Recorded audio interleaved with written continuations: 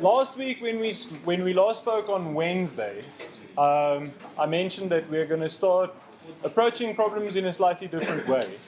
Up to now, we've been just writing down the model equations and not worrying that much about solving them. Now we're really going to start worrying about solving them, and we're going to be solving them in a very specific way. We will not be solving general nonlinear equations or general nonlinear differential equations analytically in this subject, basically at all. The solution of nonlinear differential equations is a very complicated topic.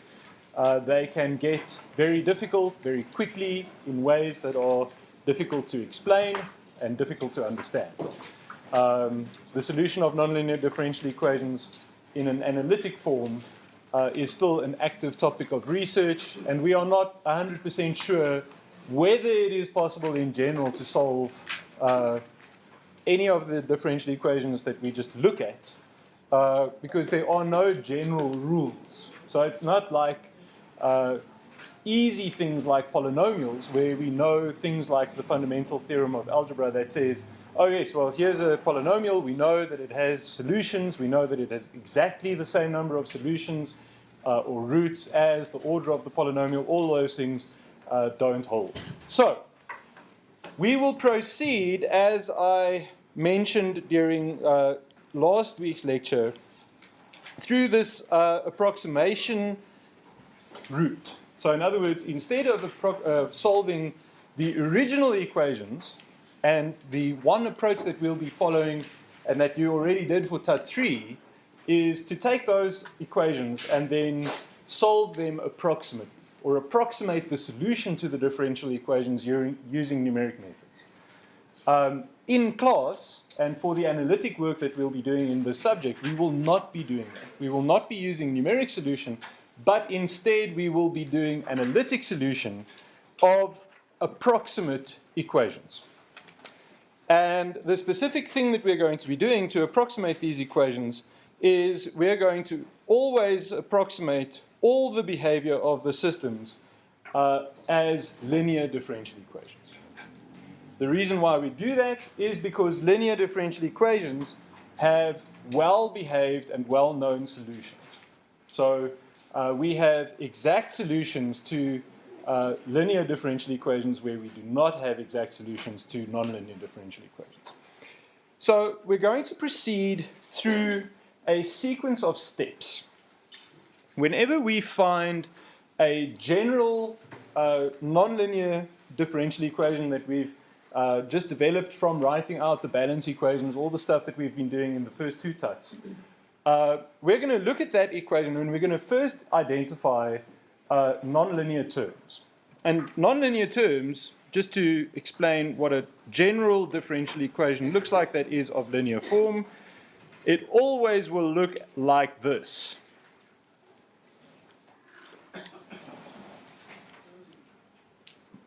So this is what a linear differential equation looks like.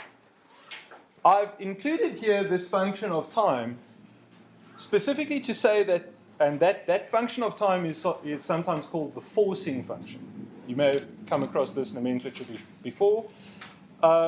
This forcing function is not subject to the same restrictions as the other parts. We're talking about linear participation of the variables that take part in the equation itself. So in other words, here we have a state variable, and that state variable is appearing linearly in the input, right? This f of t, called the forcing function, can be any function of time. So that can be sine of time, or it can be log of time, or it can be any kind of weird function of time. It can be t squared, it can be just what it wants, right? In general, we do not place any linear restrictions on the kind of function of time that we're talking about when we're talking about the forcing function. What we're talking about linearizing is all of the other variables that take part in the actual differential equation itself. Now this is an important distinction because you'll see, but also notice that we don't allow for any, so there can't be like an x here, for instance, right? So the terms in the linear differential equation, all of the variables that take part in the differential equation must appear linearly. Time is an exception. So any formula that is only a function of time, that's perfectly fine. That is part of the forcing function. And we don't worry about that. So just be clear that we never attempt to linearize pure functions of time. So if there's a sine of time somewhere, or if it's t squared or anything like that, we will keep that exactly the same. So this is our target form. And in general, if we have systems of differential equations, we may add extra variables. So we may have something like this, and this may be something like by plus cx plus f2 of time. And so here we now have a system of linear differential equations. Right? So now we have two differential equations, and they are both linear. We know that they are linear because here we have another state variable, and both the state variable and the other state variable appear only linearly in these equations.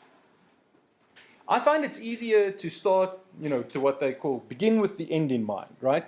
Where if we know that this is the target, in other words, I want to take whatever differential equations I have and I want to write it in exactly this form. It becomes a lot easier to do the manipulation because you know what kind of form you're actually targeting. You're targeting a form where there are constant coefficients multiplied by each one of the state variables. Now, you will also see a slightly different form of this, which highlights the idea that everything is linear in these equations, where you may find these f's of t being replaced by input variables. And so we could say that that's actually just u, maybe u1, and this is u2. And a relatively standard form for these, and I've used this, I've just used x and y now, but it is quite standard for us to standardize our approach so that we've got x as a vector being all of the input variables, y as a vector being all of the output variables, and u being all of the input variables. And you'll see references to this standardized form in tutorial 4, which was uploaded onto ClickUp yesterday, where we will actually manipulate this form even further. And in this case, I'm going to choose these symbols so that we have a dx vector dt. And now notice I'm going to be using kind of vector notation here, so those are both of the left-hand sides. And we can say, and let's say that our x vector here is this vector xy. So we have, and I'm going to write this out in long form first and then simplify to array form, where I've got a x1, I've got c x1, and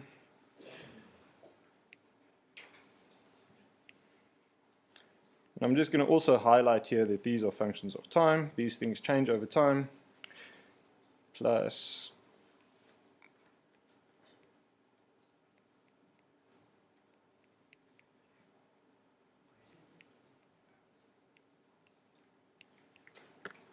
so now I've got this in a vector form. So in other words, I'm just writing both of those two elements of the vector. And we can see that that's going to result in a matrix expression where we'll have the x dt equal to a 0 c b times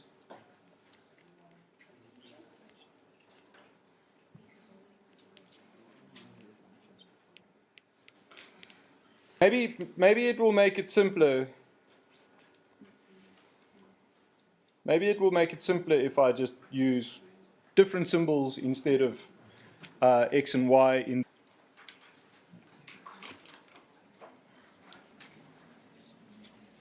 Okay. Does that make everything a lot clearer? Happy. Okay. Don't get confused with symbols, right? And don't get too attached to particular symbols once we've kind of done something like this. So, okay, so we've got state variables. In the model that I wrote down at the top, it was just alpha and gamma. And I've just reworked that so that I have that in a linear form. And by convention, we'll often call this whole matrix here, we'll call that A. And we'll often call that B. Okay, and so this is just, so we've got a linear combination of the states, and that linear combination coefficient is A, and we've got a linear combination of inputs, and that linear coefficient is B.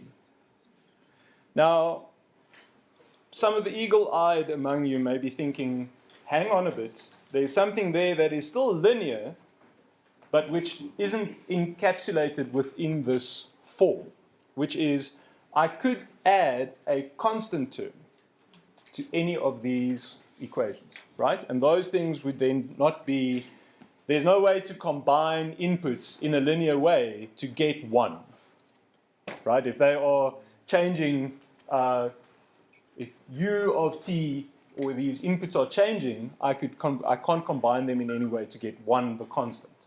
So you say, wait, I should have a space to add a constant. And because we are going to try and make these things easy to solve, we are going to take steps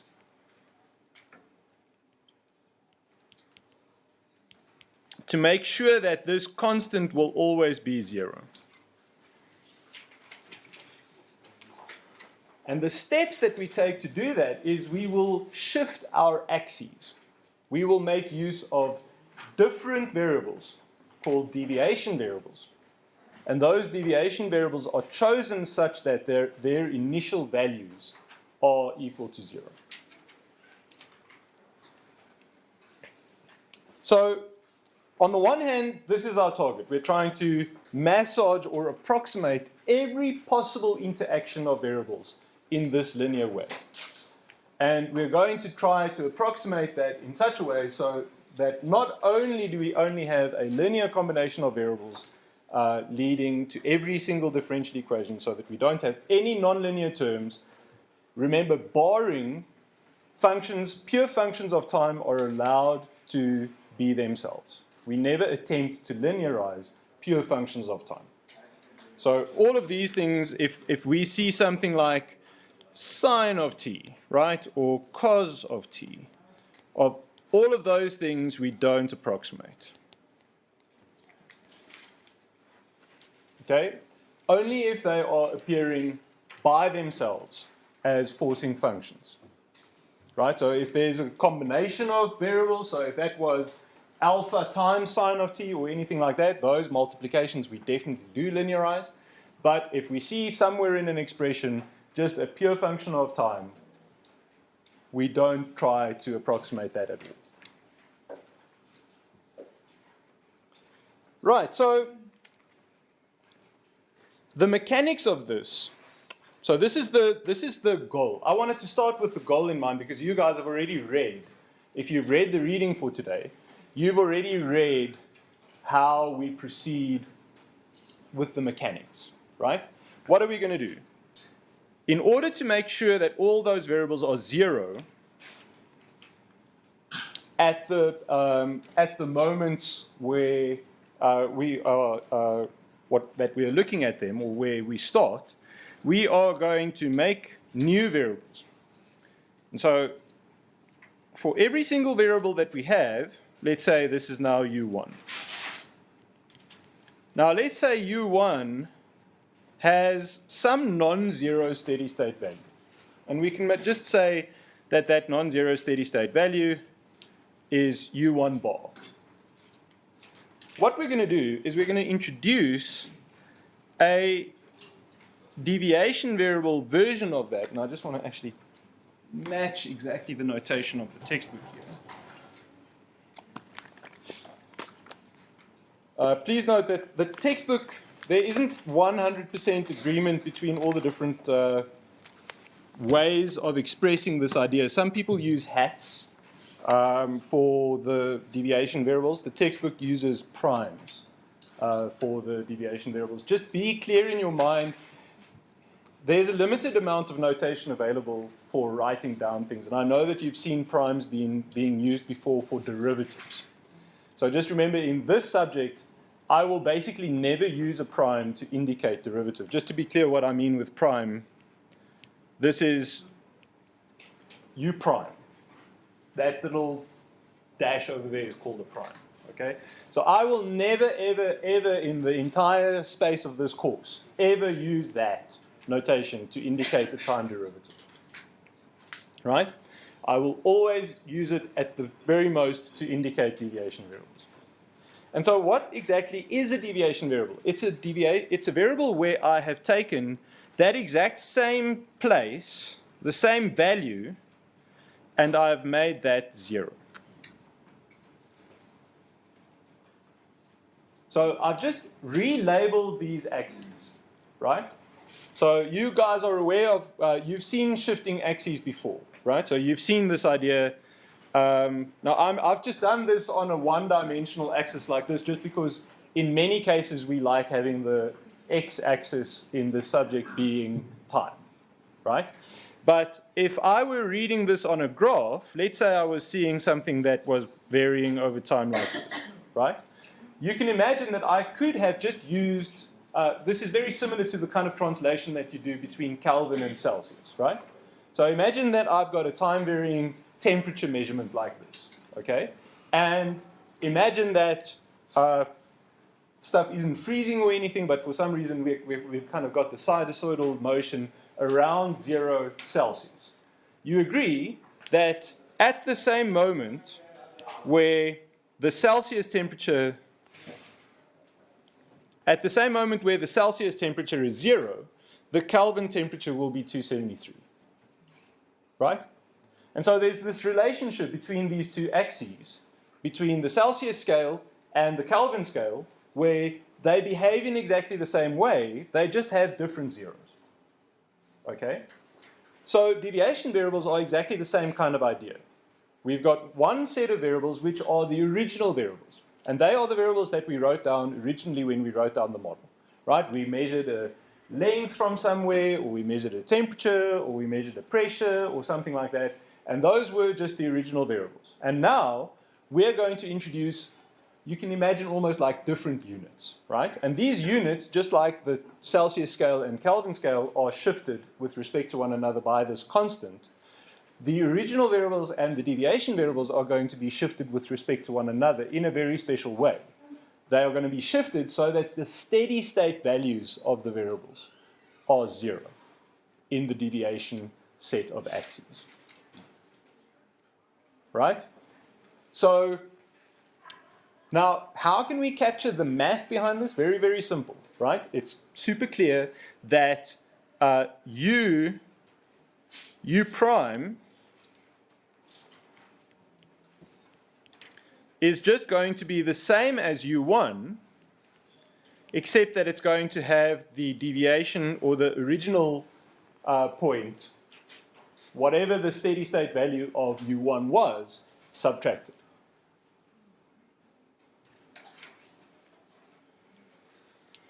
I know this is a concept that takes a while to sink in. The mechanics are actually a lot easier to understand than the concept, I think. Because from a mechanics point of view, all you do is you say, I am going to introduce these variables. And then moving to the new variables simply involves a little bit of algebra and substitution, right? Because you then say, if this is the definition of the deviation variables, right? And this, we'll introduce this. This is exactly the same definition as in the textbook. You'll see this in equation 3.4 in the textbook, they introduce this. They use even like a little triangle over there to kind of say this is like what it is by definition, right? So it's a deviation variable, and you can kind of imagine that this is like a placeholder. I've used specifically U1 now, but that obviously could be anything, right? It could be an X, it could be a Y, it could be just what you want. And we'll just use this notation. We'll say there's a prime there, so it's a deviation variable. And we've taken steps to make sure that that now is 0 at the initial condition or steady state. Now, you'll also hear me say initial condition and steady state approximately interchangeably, because one of the assumptions that we'll be making when we solve these differential equations is that the initial state is steady state.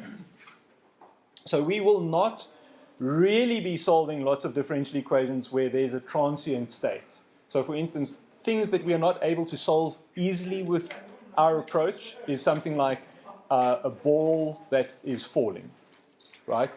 If time 0 involves that ball already being in motion, some of the states are not 0 and some of the state derivatives are not 0, and therefore our approach will fail because of that. In most of our systems, it's possible to make steady state happen. And so you've seen already when we did the simulation of the CSTR 2 weeks ago, we started out by solving for the steady state first. So we said, okay, let's just start where everything's fine and nothing's happening, and then we'll go from there. What would happen if the system were then disturbed over time? It makes all of our stuff a lot easier to deal with. So this bar will always be used in our subject to indicate steady state.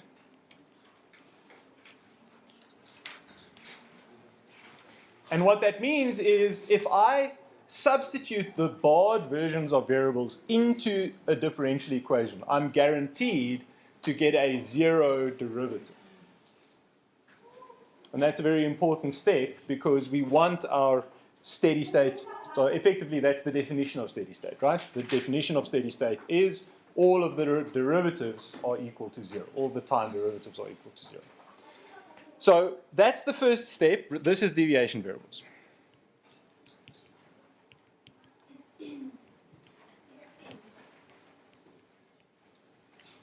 Now, a consequence of using deviation variables is that once we've done this, all the constant terms in our differential equations become 0. So we may originally have had constant terms, right? If we just wrote down some kind of equation, there may have been a constant term. But because when we substitute our deviation variables in, we know that the constants will all cancel out so that the derivative is 0 when the states are equal to the deviation variables. We make that happen by design. And you can see how that plays out in the example in 3.1. But I feel like having this kind of a graphical intuition about deviation variables rather than just the algebra makes them easier to apply. But the mechanics are quite easy. I find it really the easiest to say, I will now, if I want to get away from my original variables, just solve for my original variable in that equation. So in other words, U1. And I'm going to drop the t's here just to make the notation a little bit simpler. I recommend that while you guys are getting started, it is useful to kind of keep the t's in there just to remind yourself which things are constant and which things are changing with time. I do not subtract any marks if you don't put the t's there. So it is a little bit faster to write, and it's not that hard. For most of our models, it's not that hard to keep track in your mind of which things are time-varying things and which things are not time-varying things. At least if you've written down your model in the form that I recommend, you've made a list of the parameters anyway, and those will be all the time non-varying things. So we'll write down here U is equal to U1 prime plus U bar. And this is effectively the mechanics or the algebra that we will need to do to get our equations which started off in the real world into deviation variable form.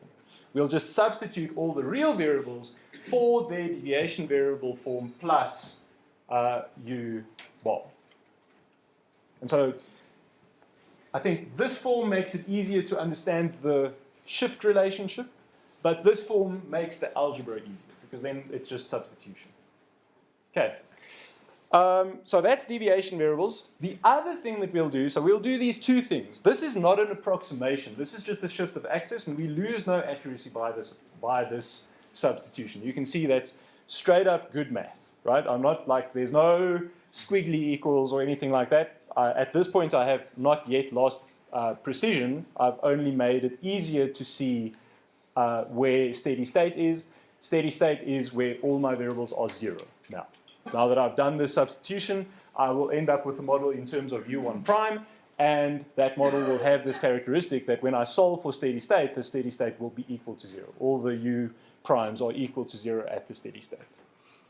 The second thing that we'll do is an approximation, and this is linearization.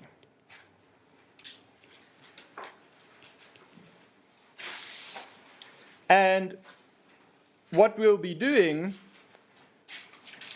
and now notice here that the x-axis here is not time, right? We are going to take a variable,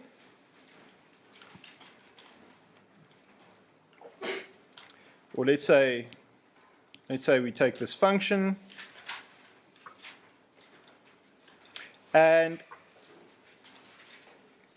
we're going to approximate it at some point. Probably easier this way around.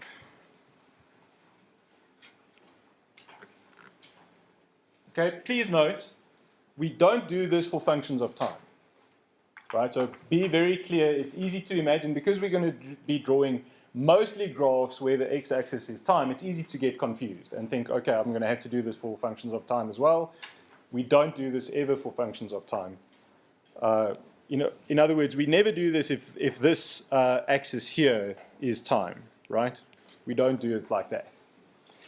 So these are for nonlinear terms where we are trying to capture the behavior of that term. And what we're going to do is a first order Taylor series expansion. So we're going to take, at that point, we're going to take the derivative, and we're basically going to say, let's imagine that the whole of the function is described by the behavior of that tangent line. So what is a first order Taylor series expansion? It is simply the equation for that line, right? So we're going to say at x0, the function value is f0, and the slope of that tangent line is df dx at, my hands go too fast, dx at x0. And so the equation of that line, we're going to say, we're going to approximate that f of x. Now this is a true approximation, so I'm going to use my little approximation squiggles. And I'm going to say, right, it's just going to be f0 plus, and I'm writing it in this form to highlight this Taylor series expansion nature, right? So at this point, without the plus, I would have a 0th order Taylor series expansion. Right, so this would be having f of x equal to the value of f at the point that I'm doing my approximation would be a 0 order, and then I'll add the linear term, and you'll remember that the Taylor series has this wonderful effect that I can just add all the higher order terms, right? I can start with a 0 order term. If I want another piece of precision, I can add a linear term. If I want more precision, I can add a quadratic term. If I want more precision, I can add a 3rd order term, and so on. And I don't have to recalculate all the previous coefficients. I just calculate the coefficients as I go. And so now I need that slope, and so this will be df dx at x0. And in order to make that coefficient usable in a nice way, I just add that extra linear term, which we will now see is is x minus x0. And if you're paying careful attention, you'll notice that this looks very much like the definition of x prime. Right? It's the original variable minus some point at which we are doing the approximation. Now these two things then, they work together. If we do a straight linearization, we find the deviation variables therefore kind of jumping out very naturally from our approximation, right? Because we see, oh yes, well, whenever I do this kind of linearization, I will always end up with this coefficient times a x minus x0 term.